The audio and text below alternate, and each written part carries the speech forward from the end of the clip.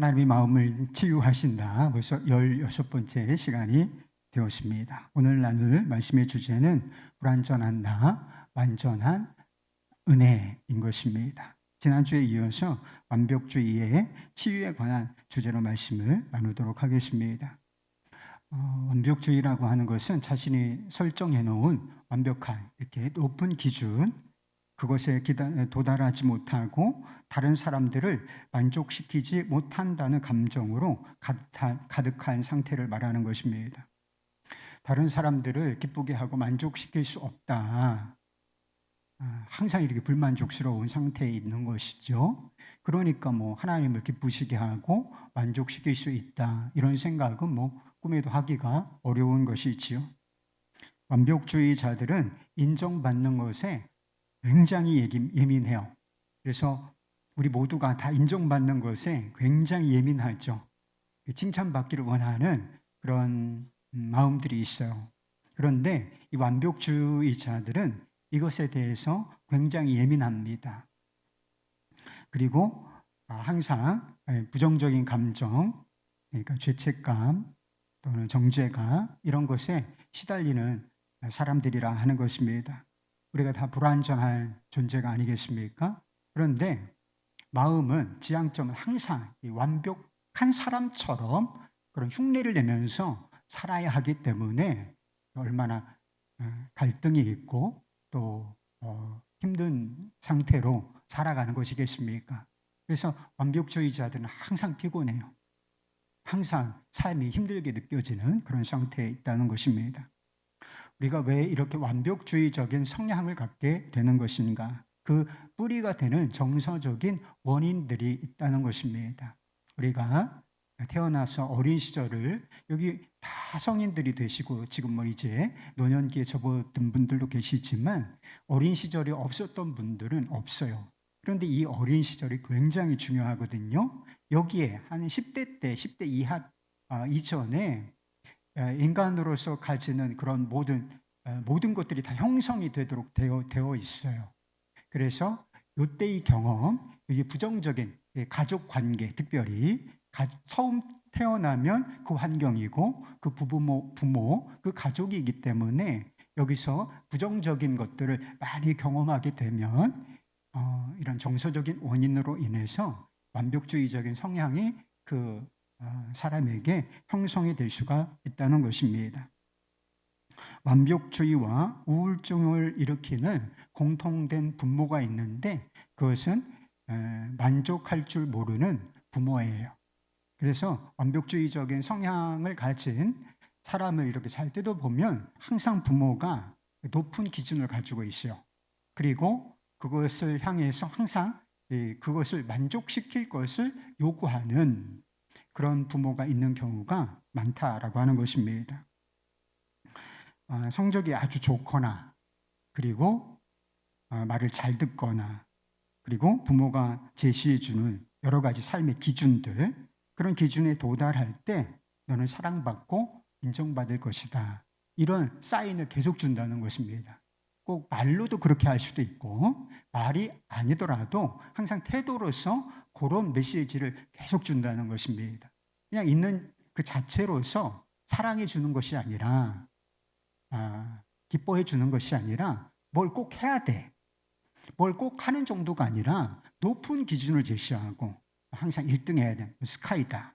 또 대학 가려면 좋은 대학 나와야 인생 행복해진다. 잘 살 수 있어. 이러면서 항상 공부 잘해야 된다. 2등도 만족을 못해요. 그래서 1등 해야 된다. 그래서 한 3등쯤 했어. 반에서 3등 하기 쉬운 줄 알아요? 전 3등을 한 번도 못 했어요. 반에서 3등 하는 거 되게 어려운 일이고 3등쯤 했다면 대단히 잘한 거죠. 그래서 어떻게 3등씩이나 했니 너? 이거 칭찬을 해줘야 되는데 조금만 더 하면 너 1등 할 수 있겠구나. 1등 해야 돼. 1등 해야 돼. 이렇게 자꾸 채찍질하는 그런 부모. 그래야 사랑받는 듯한 그런 메시지를 준다는 것입니다. 칭찬과 격려에 굉장히 인색하고 대신에 비난하고 비판하기를 좋아한다는 것입니다. 지금보다 더 잘해야 한다고 끊임없이 채찍질하고 이런 경험이 계속 반복되게 되면 자기도 모르게 도달할 수 없는 높은 기준을 갖게 된다는 거예요. 항상 타의에 의해서, 부모에 의해서 이런 기준이 설정되었던 것이지만 계속 이런 기준으로 몰아붙여졌기 때문에 반응이 항상, 부모의 반응, 가족들의 반응이 항상 이와 같았기 때문에 이게 나의 인생의 기준, 나를 바라보는 나의 행동의 기준이 그냥 자연스럽게 설정이 되어버리고 만다라고 하는 것입니다. 제가 언제 한번 얘기를 드린 건데, 사도세자 이야기를 아시죠? 비운의 주인공 사도세자 영화가 있어요. 넷플릭스 보시는 분들은 사도세자 검색해서 보세요. 우리가 배울 것들이 있어요. 영조는 왕권을 강화시킬 목적으로, 그래서 중신들 그 노론, 소론, 뭐 파벌 막 그래가지고 왕을 그냥 막 쥐고 흔드는 거예요. 왕권이 약해. 신하들의 어떤 그 파벌의 권위보다 왕권이 약해서 왕도 마음이 안 들면 갈아치우는 거예요. 그런 혁명들이 역성혁명이라고 하죠. 굉장히 여러 번 일어났습니다. 우리 조선시대에. 그런 가능성, 자기도 신분이 천출이에요. 이 사람이 신분에 약점이 있어. 영조가. 그래서 자기도 약점이 있는데 왕이 되었고, 그래서 그 아들 때에 계속 이 왕의 권위가 견고하게 서야 되는데 다 취약하단 말이에요. 지금 신하들의 권위, 그리고 이 당파의 권위는 굉장히 강하고, 어떻게 자기가 이걸 견뎌내면서 왕조를 이어갈까 고민이 많았어요. 그래서 아들을 두었는데 이 아들이 이 왕권을 강화시킬 똑똑하고 유능한 아들이기를 원했다는 것입니다. 그래서 공부도 잘하고, 그리고 어떤 운동도 잘하고, 무예 있잖아요. 검술이라든지 이런 것도 아주 잘하는, 말하자면 완벽한 아들을 원했다는 것이죠. 아들에 대한 기대가 크니까 아들을 끊임없이 채찍질합니다. 목소리가 작으면, 목소리가 사내 녀석이, 왕이 될 녀석이 왕 같습니까? 같습니까? 이렇게 호통을 치는 거예요. 목소리가 그게 뭐냐? 위험이 없다. 그래서 막 목소리를 좀 크게 내잖아요. 그러면 이게 어디 건방지게 왕위를 넘보는 거냐? 이런 식으로 또 비난하고, 사도세자는 스트레스가 극심하여서 의대증이라고, 다 이게 실록에 나오는 이야기예요. 의대증이라고 하는 증세를 보여요. 그래서 그 당시에 이 왕의 옷이 얼마나 화려했겠습니까? 그리고 얼마나 잘 이렇게 깨끗하게 이관을 정제해서 세자에게 빚겠어요. 새로운 옷을 가져다가 이 내시나 뭐 궁녀들이, 그러면 새 옷을 입었어요. 그런데 만족을 하지 못하는 거예요. 그래서 새 옷을 가져와라. 또 새 옷을 가져와요. 그러면 또 새 옷을 가져와라. 그래가지고 계속 옷을 수십 번씩 갈아입는 그런 의대증이라고 하는 증세를 보입니다. 그리고 모든 외부의 자극을 차단하기 위해서 관 있잖아요. 아주 좁아터진 관 속에 들어가서 있기도 한다는 것입니다. 지금 정신과적으로 보면 이해가 되는 증상들이에요. 치료를 해야 되는 그런 증상들인데, 영조는 이 자신의 모습, 또 이렇게 보고되는 이 자식의 모습을 듣고서 이 녀석이 미쳤구나, 글러먹었네, 이렇게 생각을 한다는 것입니다. 결국 사도세자는 아버지에 의해서 뒤주에 갇혀서 죽임을 당하게 됐죠. 얼마나 비정한 아버지입니까? 영조가 자식을 사랑하지 않았을까요? 자식을 사랑하지 않는 부모는 있긴 있는 것 같아요. 요즘에 무슨 자녀들에게 극악한 행동을 하는 것을 보면 인간 같지 않은 그런 부모가 있어요. 사랑하지 않는 부모가 있어. 그런데 보통의 경우에는 자식을 사랑하지 않는 부모가 누가 있겠습니까? 영조도 자식을 사랑했어요. 사도세자가 죽은 이후에 영조는 비가 오는데 아들의 시신을 안고서 통곡해요. 내가 너를 얼마나 사랑했는데, 이런 너를 낳고서 내가 너를 얼마나 기뻐했는데 라고 울부짖는다는 것입니다. 아들을 사랑하긴 했지만 이 완벽주의적인 영조 자체도 완벽주의적인 성향을 가졌고, 그리고 아버지의 이 아들에게도 완벽한 기준을 제시하면서 높은 기준을 제시하고 끊임없이 채찍질하는 방식으로서 사랑이 잘못 표현됐다라고 하는 것입니다. 그래서 이 아들 사도세자가 아버지가 자기를 사랑하는 줄 알았을까요? 아버지의 마음에는 사랑이 있었어요. 그런데 그것이 완벽주의적인 어떤 성향으로서 자꾸 이렇게 채찍질하고 비난하고 판단하고 몰아붙이고 하는 형태로 왜곡되어서 나타났기 때문에 사도세자는 아버지의 사랑을 경험하지 못합니다. 그래서 영화예요. 영화에서 보면 사도세자가 이렇게 독백하는 게 나와요. 내가 바란 것은 아버지의 따뜻한 눈길 한 번, 따뜻한 말 한마디였소. 얼마나 안타까운가요? 두 번째, 완벽주의의 정서적인 원인은 예측할 수 없는 부모예요. 그래서 부모 노릇을 잘해야 됩니다, 여러분. 자녀들에게 고통과 상처, 일평생 막 삶을 비뚤어지게 만들 수 있는 사람들이 사실은 부모라는 걸. 그런데 부모가 정서적으로 불안정해요. 그리고 이 감정 조절이 잘 안 되는 사람들이 있잖아요. 그런 상태에서 우리 자녀들을 대하게 되면 자녀들을 대하는 방식에 일관성이 없게 돼요. 그래서 그런 상황 속에서 자란 자녀들이 그 상황을 통제하기 위해서 예측을 못하는 거예요. 부모가 어떻게 나올지 예측을 못하기 때문에 하여튼 최선을 다해서 자기가 할 수 있는 것은 다 해야 돼요. 그래서 아버지나 엄마의 기분을 나쁘게 하지 않고, 그리고 자기가 어떤 피해 상황, 그것을 받지 않기 위해서 모든 것을 다 하여튼 아빠를 기쁘게 하고 엄마를 기쁘게 하고 만족시키고 문제가 없게 하기 위해서 막 최선을 다하는 거예요. 이런 습관이 형성이 되는 것입니다. 그래서 그런 이 예측할 수 없는 상황을 통제하고자 하는 욕구 때문에 이게 반복되면 완벽주의적인 성향을 갖게 된다는 것입니다. 베스라고 하는 이름을 가진 자매가 있었어요. 왜냐하면 하나님을 의지하는 거, 이게 너무 어려웠다는, 하나님을 믿는 게 너무 어려워.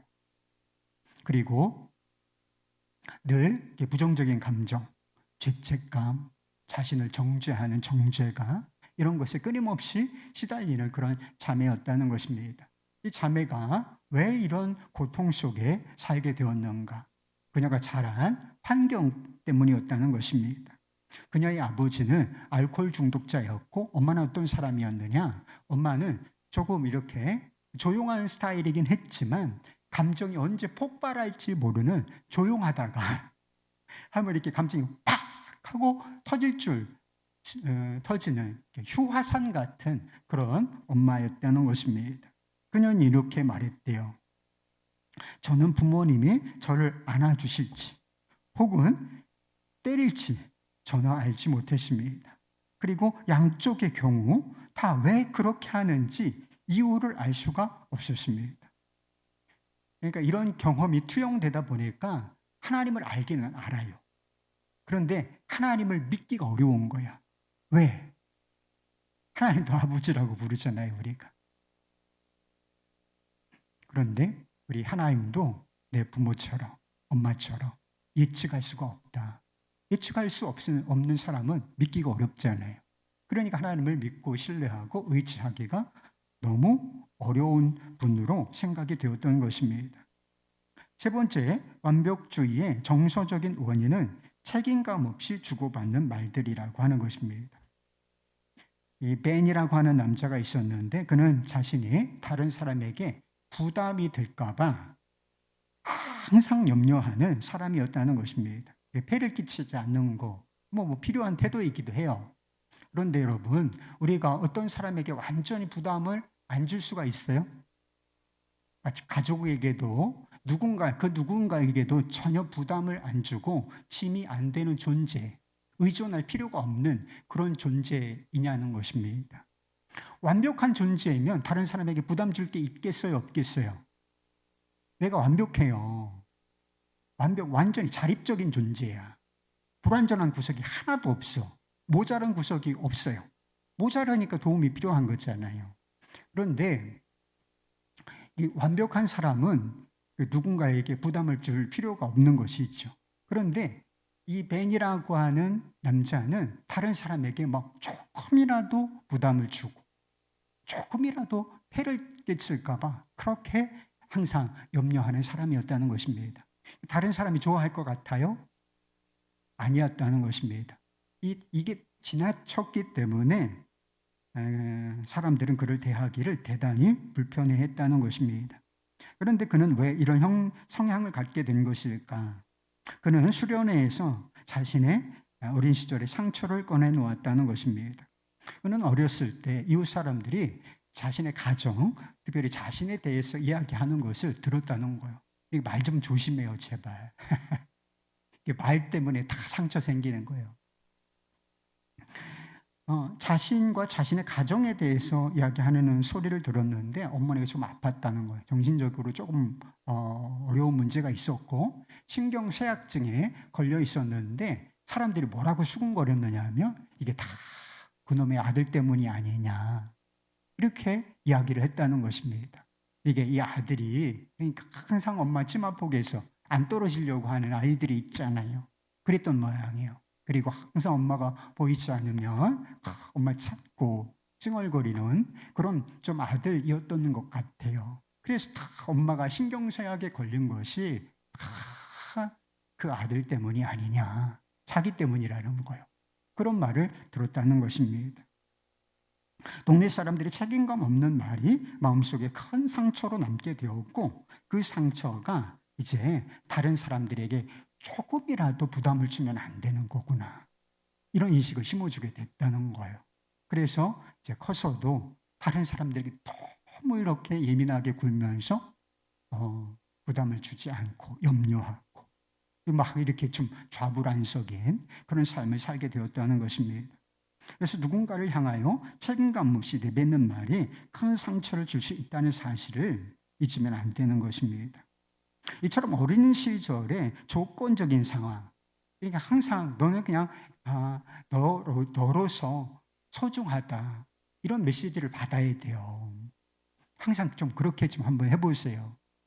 내가 뭘 해서가 아니라 뭘 잘해서가 아니라 기준의 조건에 맞추어서가 아니라 너는 그냥 사랑받기에 충분한 존재야. 이런 사인을 받고 자라야 된단 말이에요. 그래야 자존감도 높아지고 이렇게 상처가 생겨도 상처를 극복할 수 있는 내적 힘이 커지게 되는 것입니다. 그런데 이런 조건적인 사랑과 부정적인 말들을 들으며 자란 사람들은 항상 훌륭하고 완벽해 보여야만 다른 사람들로부터 사랑과 인정을 받을 수 있다라고 생각하는데 이것이 완벽주의적인 성향을 만들어내는 것입니다. 항상 완벽하기 위해서 노력하지만 거기에 도달하지 못하는 자신에 대한 그 좌절, 분노, 그리고 그것을 요구하는 누군가에 대한 분노, 그리고 하나님에 대한 분노까지, 그 죄책감, 이런 것까지 내면에 자리 잡게 된다는 것입니다. 그렇다면 이 완벽주의를 어떻게 치료할 수 있을까? 다 치료받아야 돼요, 여러분. 완벽주의 치료는 한순간에 되는 것이 아니라 과정이라는 사실을 이해하는 것이 필요합니다. 그래서 한순간에 이게 손바닥 딱 뒤집어지듯이 이게 치료가 되면 좋은데 그러기가 인내의 시간이 좀 필요하다는 것입니다. 과정으로서 이해할 필요가 있다. 그래서 완벽주의라고 하는 거잖아요. 주의가 한 번에 형성이 되겠어요? 주의라고 하는 것은, 완벽주의라고 하는 것은 삶의 태도로 고착화되는 거예요. 자신을 바라보고 그리고 어떤 상황에, 주어진 상황에 반응하는 방식으로서 견고하게 굳어진 것이기 때문에 이게 한순간에 뒤집어지는 것이 아니라 치료하는 과정이 필요하다라고 하는 것입니다. 지난주에 말씀드린 것처럼 완벽주의를 치료하는 치료제는 오직 하나밖에 없어요. 무조건적인 하나님의 은혜인 것입니다. 우리를 어떤 조건이 아니라 아무 조건 없이 무조건적으로 사랑하시고 수용하시고 인정하시는 하나님의 은혜. 이 은혜가 치료제인데 이 은혜 안에서 끊임없이 자신을 바라보고 그리고 그 은혜 안에서 살아내고 성장하는 방법을 배워가는 것. 이것이 완벽주의자가 치료받는 길이라 하는 것입니다. 완벽주의를 치료하는데 중요한 한 가지 요소가 있어요. 그게 무엇이냐면 진실함이라는 것. 그래서 자신의 감정에 대해서 진실하고 그리고 자신을 바라보는 자기 자신에 대해서 참모습으로 살아가는 그 진실함이 필요하다는 것입니다. 완벽주의자가 바라보는 자아상, 자기 자신은 진실한 있는 그대로의 모습이 아닌 것입니다. 다른 사람에게 사랑받고 인정받기 위해서 설정된 이상적인 나예요. 그리고 하나님께 대하여서는 하나님께 만족을 드리고 잘 보여드리기 위해서 설정된 이상적인 나 자신의 모습, 이게 완벽주의적인 자아상이라고 하는 것입니다. 그러니까 불완전하고 부족하고 실수하고 실패하는 자기 모습으로는 사랑받아 본 경험이 없어. 있는 그대로 수용되어지고 사랑받아 본 경험이 없고 항상 조건적으로 이것을 만족시킨다면, 이것을 네가 해낸다면, 네가 이런 상태가 된다면 너는 사랑받을 거야. 이런 메시지를 계속 들어왔기 때문에 있는 그대로의 모습을 사랑해 주는 사람은 없구나. 내가 더 완벽해야 되고 잘해야 되고 탁월하게 뭔가를 해내야 되는 거구나.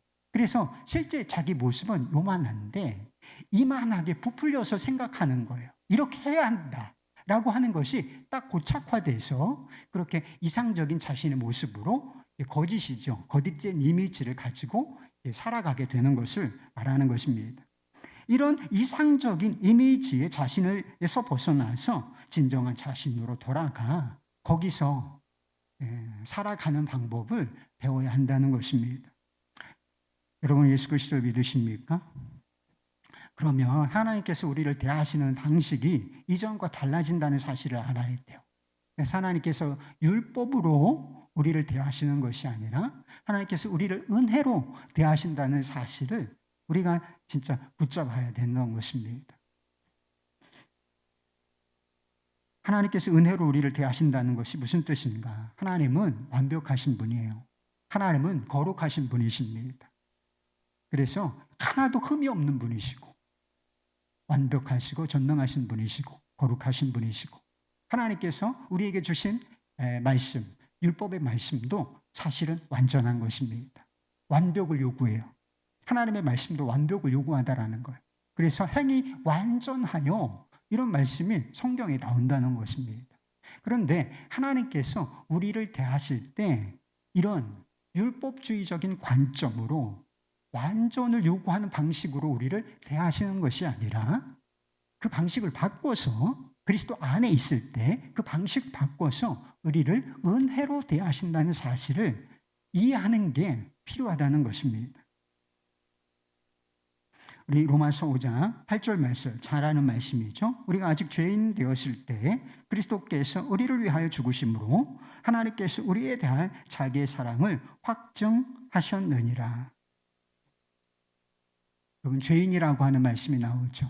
죄인이라는 것이 얼마나 불완전한 존재입니까? 이게 다 우리가 불완전한 이유가 뭐냐면 우리가 죄성을 가진 원죄를 가진 존재로 태어날 때부터 원죄를 가진 존재이기 때문에 죄인이기 때문에 불완전한 것입니다.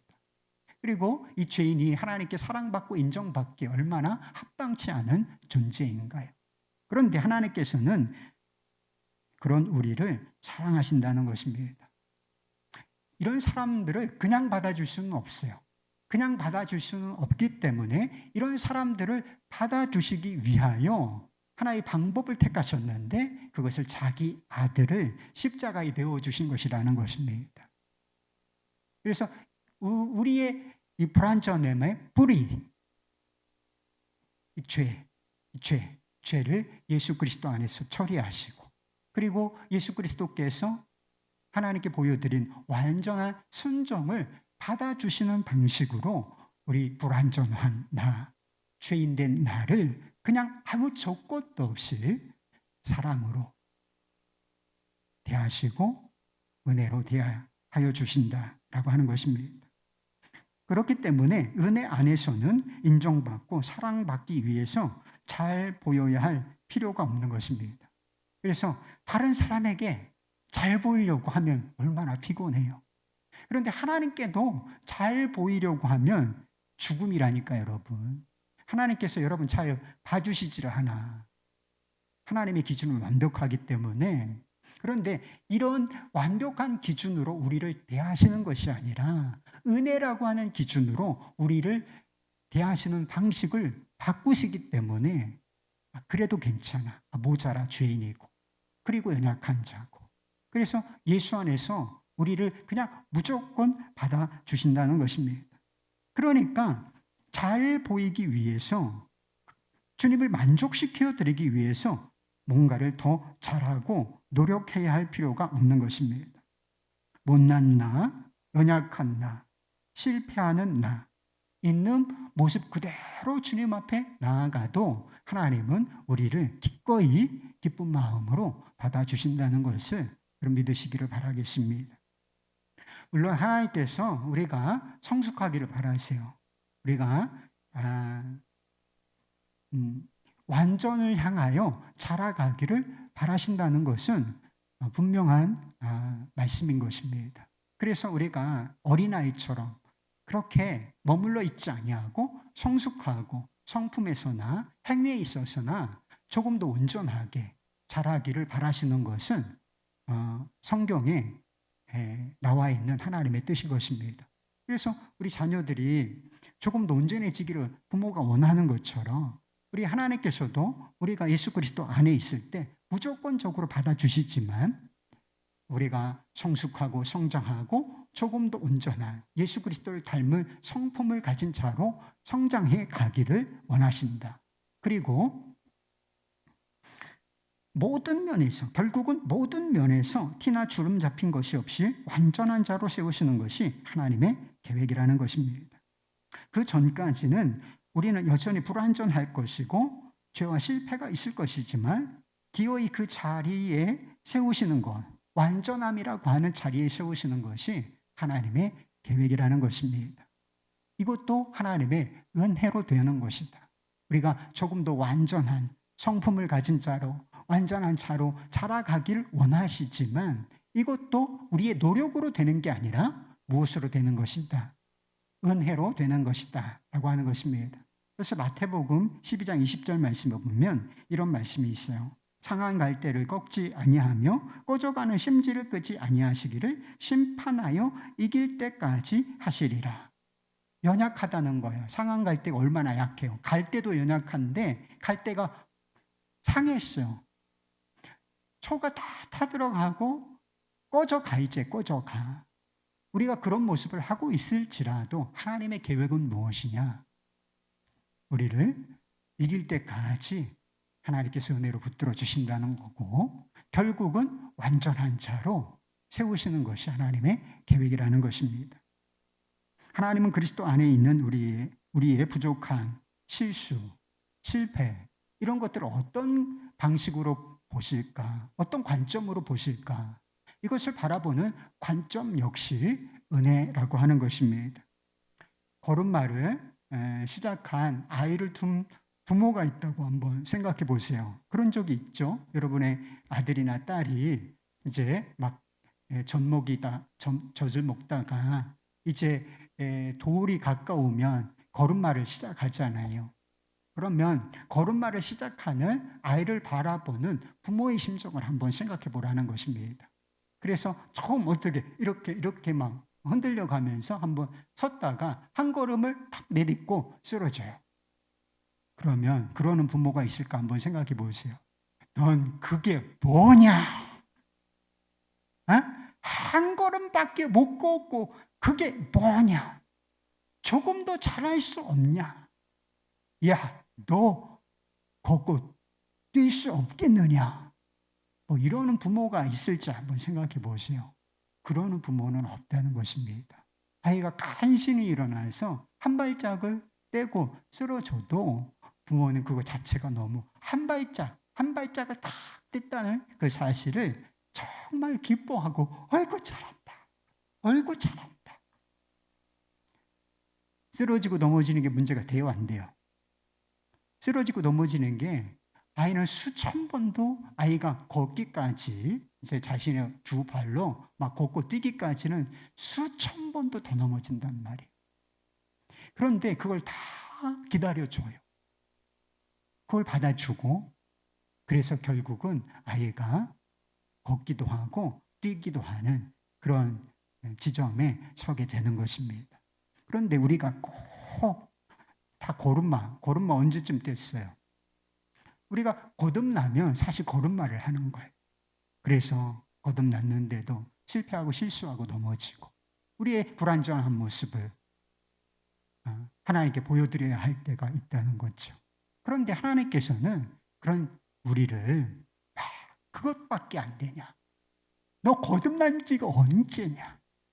이러시면서 막 혹독하게 책망하시고 막 징계하시고 그러시는 게 아니라 그러실 때도 있어요. 우리가 죄를 지으면. 그런데 이 큰 틀에서 보면 우리를 인내해 주시고 기다려 주신다는 것. 그래서 결국은 은혜가 기다려 주시고 받아주신 은혜가 우리를 온전히 서게 하는 것입니다. 마가는 바울과 선교 여행 중에서 큰 실패를 경험했던 사람이에요. 그냥 실패자야. 그래서 마가가 부잣집 아들이란 말이에요. 그래서 이 마가 다락방이라고 아시죠? 마가 다락방이 120명이 마가 집에 부모님의 집이 그렇게 컸다는 거예요. 120명이 한 번에 들어가서 기도를 할 정도로 그 응접실인데 그 집의 규모가 그렇게 컸다는 것입니다. 그래서 부잣집 아들이에요. 이게 곱게 자란 거라. 그래서 막 전도 여행하면서 막 먹지 못하고 또 숙소가 변변치 않고 고생하고 이걸 견디지를 못한 거예요. 그래서 중간에 도망쳐요. 그래서 집으로 가버려. 그래가지고 다시 이제 2차 선교팀을 꾸려서 다시 선교 여행을 가려고 할 때 바울은 실패자는 못 데리고 간다 그래요. 그런데 바나바는 아니다. 조카였거든요. 그래서 데리고 가자. 마가도 데리고 가자. 그래서 심히 싸웠다 그랬어요. 그래서 한 그룹은 이쪽으로 또 한 그룹은 이쪽으로 선교팀을 다시 꾸려서 흩어지게 됐다는 것입니다. 그런데 이 이야기가 여기서 끝나는 게 아니에요. 다시 화해합니다. 그리고 마가를 보고서 바울이 이 사람 나에게 굉장히 귀중한 사람이고 덕이 되는 사람이다. 나의 일에 덕이 되는 사람이다. 이런 식으로 표현한 본문이 성경에 나옵니다. 그리고 나중에 마가가 어떻게 되는지 여러분 아십니까? 실패자였어요. 하마터면 선교 역사에서 지워질 만한 그런 사람이었다는 것입니다. 그런데 이 사람이 나중에 마가복음 누가 썼는 줄 알아요? 누가 썼어요? 마가가 기록한 거란 말이에요. 이 복음서 중에 가장 먼저 기록된 복음서가 마가복음이에요. 마가가 쓴 건 아니에요. 베드로가 불러주고 성령의 감동에 의해서 기록한 것이지만 그래도 얼마나 의미가 있습니까?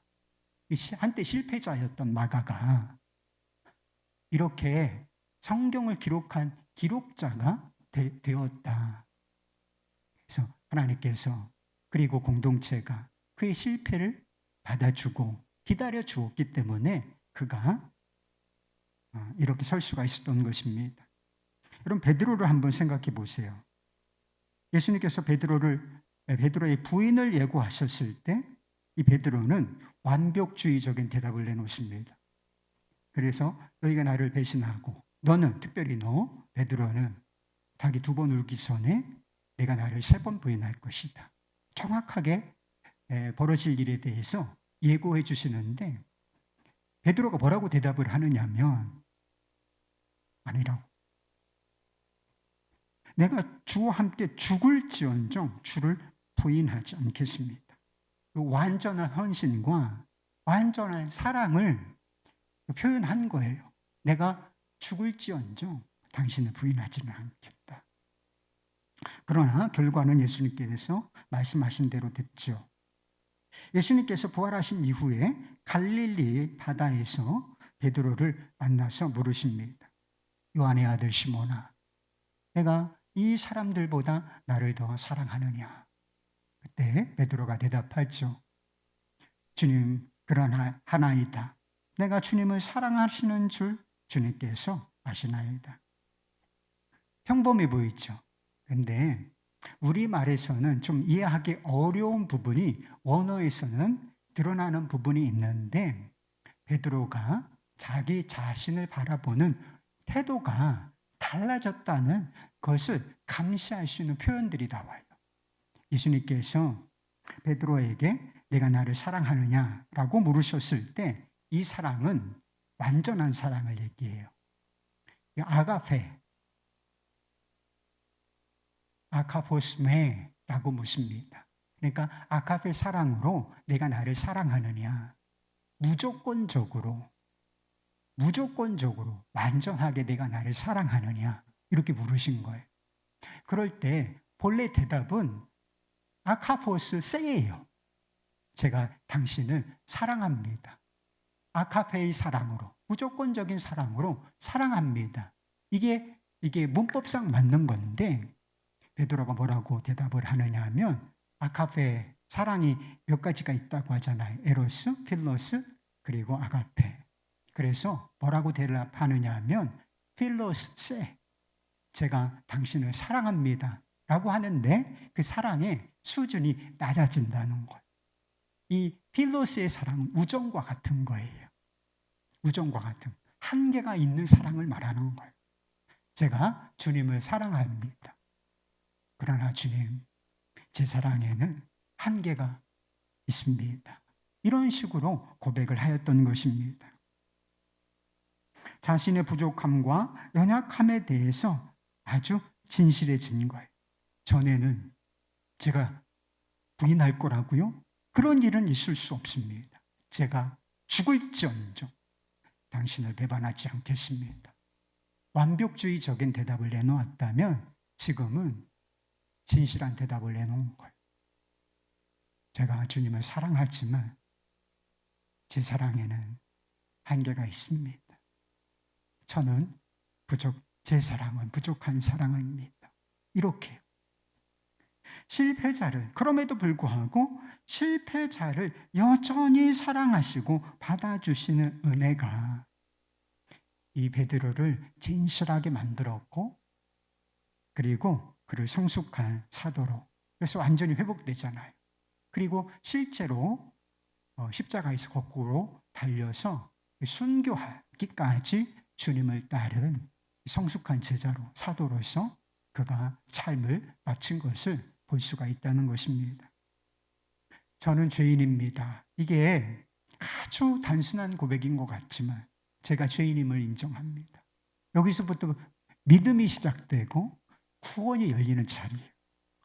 자기 자신 더럽고 추악한 모습을 인정하는 것. 주님, 제가 더러운 죄인입니다. 제가 이렇게 악한 자입니다. 라고 그대로 자신의 모습을 포장하거나 과장하지 않고 있는 그대로를 인정하는 이 모습 속에서 구원의 문이 열리는 것처럼 있는 모습 그대로를 받아들이는 것이 치유와 회복의 길이라는 것입니다. 자신의 불완전함과 한계와 실패를 인정하고 하나님의 완전하신 은혜를 붙드는 것, 이것이 온전함으로 나아가는 길이라는 것입니다. 제가 좀 오래된 일이긴 한데 김창옥 씨 아시죠? 유명한 강사 김창옥 씨 강의 중에 들었던 이야기예요. 일본에서 활동하던 야구 선수 중에 장훈이라는 선수가 있었어요. 아시는 분들이 있으시죠? 70년대 전후로 한일 야구를 통틀어서 야구를 굉장히 잘하는 그런 선수였습니다. 야구를 그렇게 잘하니까 일본에서 활동을 하고 있을 때 일본 사람들이 아예 이제 국적을 바꿔버려라. 한국에서 온 사람이에요. 근데 귀화를 하라고 이런 제안들이 있었던 모양이에요. 그런데 이 장훈 선수가 그렇게 대답을 했다는 것입니다. 와다시와 한국인 데스. 저는 한국인입니다. 그래서 국적을 바꾸지 않겠다는 의지를 보인 거죠. 그랬더니 이제 비난이 시작이 됐어요. 어느 날 타석에 들어섰는데 막 관중석에서 비난이 쏟아지기 시작했다는 거예요. 조센진 가라. 조센진은 가라. 그리고 다른 어떤 사람들은 그렇게 말을 했다는 것입니다. 조센진 빠가야로. 빠가야로가 뭐예요? 바보 멍청이. 장훈 선수가 더 이상 경기를 할 수가 없어가지고 너무 관중이 시끄럽고 그리고 막 난리니까 그래서 벤치에 잠깐 들어왔다는 것입니다. 그래서 관중석이 조용해져서 다시 타석에 들어섰다는 거예요. 그리고 관중석을 향하여 자신을 비난하는 사람들을 향하여 한마디를 던졌다는 것입니다. 그러나 조센진이다. 그렇게 한마디를 한 다음에 투수가 던져주는 공을 받아쳤는데 그것이 장외 홈런이 되었다는 이야기예요. 실제인지는 모르겠는데 제가 들은 이야기입니다. 사실 조센진 빠가야로, 조센진 까라 이렇게 말하는 것은 일본 사람이 아니에요. 여러분 누가 우리를 비난하겠어요? 우리를 비난하는 것은 노골적으로 비난하는 것은 사실 세상이 아닙니다. 우리를 비난하고 조롱하는 것은 사실 우리 자신이에요. 자신을 부족하다고 비난하는 자신을 향하여서 그렇게 말하는 거죠. 그래 나 조센진이다. 그래 나 부족한 사람이다. 그래 나 이거밖에 안 된다. 그래 나 실패했다. 그렇게 자신에 대해서 정직하게 고백한 이후에 삶의 타석에 들어서서 삶이 던져주는 공을 받아치는 것입니다. 김민식 감독이라고 유명한 감독이 있죠.